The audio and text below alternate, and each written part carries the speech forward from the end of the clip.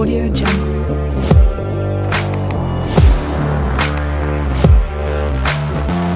अस्सलाम वालेकुम, उम्मीद करता हूँ तमाम खैरियत से होंगे। सुनाओ, जैसे कि आप जानते हैं कोर्स कंटिन्यू है लीनियर अलजबरा। सुनाओ प्रीवियस लेक्चर अपलोड किया हुआ है जिसके अंदर मैंने आपको बताया था कि एचेलॉन फॉर्म जो है उसकी डेफिनेशन मैंने आपको एक्सप्लेन की थी। उसके साथ साथ जो है मैंने आपको एग्जांपल भी दी हुई थी, ठीक है। सुनाओ, इसके अलावा जो है एचेलॉन फॉर्म और रिड्यूस फॉर्म को भी मैंने साथ साथ एक्सप्लेन किया था, ठीक है, और उसके भी क्वेश्चन को सिंप्लीफाई किया था। सो नाउ इस लेक्चर के अंदर आप सीखेंगे कि रैंक ऑफ अ मैट्रिक्स जो है क्या होता है, ठीक है। फर्स्ट ऑफ ऑल इसको मैं डिफाइन करूंगा, उसके साथ एग्जांपल हम देखेंगे, ठीक है।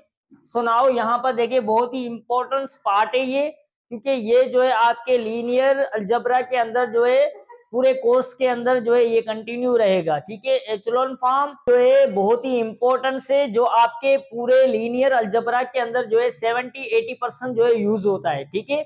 तो आपको जो है ज्यादा से ज्यादा प्रैक्टिस करनी है, एचेलॉन फॉर्म बनाने की कोशिश करनी है। सुनाओ, आपको ज्यादा से ज्यादा जो है प्रैक्टिस करनी है कि एचेलॉन फॉर्म को जो है किस तरह बनाया जाता है, ठीक है। सुनाओ, अब देखिए यहाँ पर जो है मैं डिफाइन कर देता हूँ। पर देखें कि the rank of a matrix is number of non zero rows left after changing into row echelon form. So यहाँ पर इसका कहने का मतलब ये है, सिंपल वे में एक्सप्लेन करूं, पोल क्या करना है, कोई भी मैट्रिक्स आपको अगर गिवन है तो फर्स्ट ऑफ ऑल आप क्या करेंगे, उसको सिंप्लीफाई करेंगे, उसको एचेलॉन फॉर्म बनाएंगे। उसके बाद ही आप देखेंगे कि हमारे पास नॉन अननोन नॉन जीरो जो है रो कितनी है, ठीक है। तो वही हमारा जो है क्या कहलाएगा, रैंक ऑफ अ मैट्रिक्स कहलाएगा, ठीक है। सो नाउ सिंपल वे में मैंने यहाँ पर एक एग्जांपल यहाँ पर इंक्लूड की हुई है ताकि मैं आपको समझा सकूं। 3x3 का जो है यहाँ पर मैट्रिक्स है, 3x3 का मैट्रिक्स है, रो 1 रो 2 रो 3, ठीक है, कॉलम 1 कॉलम 2 कॉलम 3, ठीक है। तो कहने का मतलब है 3x3 जो है हमारा ऑर्डर पेयर है।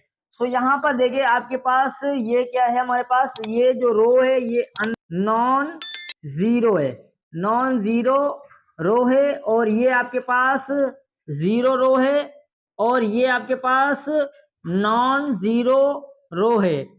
सो यहाँ पर आप देखेंगे कि आपके पास जो है रैंक कितनी है। रैंक का मतलब होता है कि आप देखेंगे कि आपके पास अननोन जीरो जो है रो कितनी आ रही है।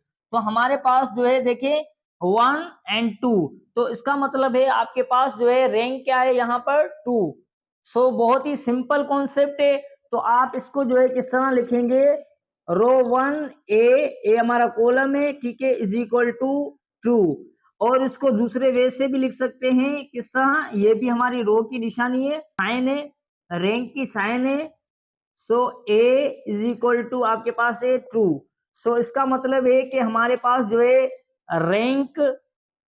रैंक ऑफ अ मैट्रिक्स हमारे पास यहाँ पर क्या है, ट्रू है, ठीक है। सो यहाँ पर आप लिख देंगे, या सिंपल आप ऐसे भी लिख सकते हैं कि रैंक हमारे पास क्या है, is equal to true. Okay, यही कॉन्सेप्ट हमें यहाँ पर कहना चाह रहा है, ठीक है। यही कॉन्सेप्ट हमारी डेफिनेशन के अंदर है। ओके, सो नाउ इसको मजीद समझते हैं हम और एग्जांपल की मदद से। सपोज करें आपके पास है 1 2 3, ओके। सो यहाँ पर आपके पास 2 3 4, यहाँ पर 0 0 5। सो यहाँ पर आप देखें मैंने एग्जांपल जो है दूसरी भी ली है ताकि मैं आपको और समझा सकूं। यहाँ पर देखिए आपके पास रो नॉन जीरो है, ओके, यहाँ पर भी आपके पास नॉन जीरो रो है, ओके। सो यहाँ पर भी आपके पास नॉन जीरो रो है। सो इसका क्या मतलब हुआ, इसका क्या मतलब हुआ कि आपके पास रैंक जो है यहाँ पर क्या है, 3 है, ठीक है। यहाँ पर 3x3 का कॉलम है, यानी आप कह सकते हैं ऑर्डर पेयर, ओके। सो यहाँ पर आपके पास जो रैंक बनी है वो आपके पास क्या है, रैंक आपके पास है 2, बल्कि यहाँ पर रैंक आपके पास है 3, ओके। सो बहुत ही सिंपल और इजी कॉन्सेप्ट है। अब हम जो है इसको मजीद समझते हैं।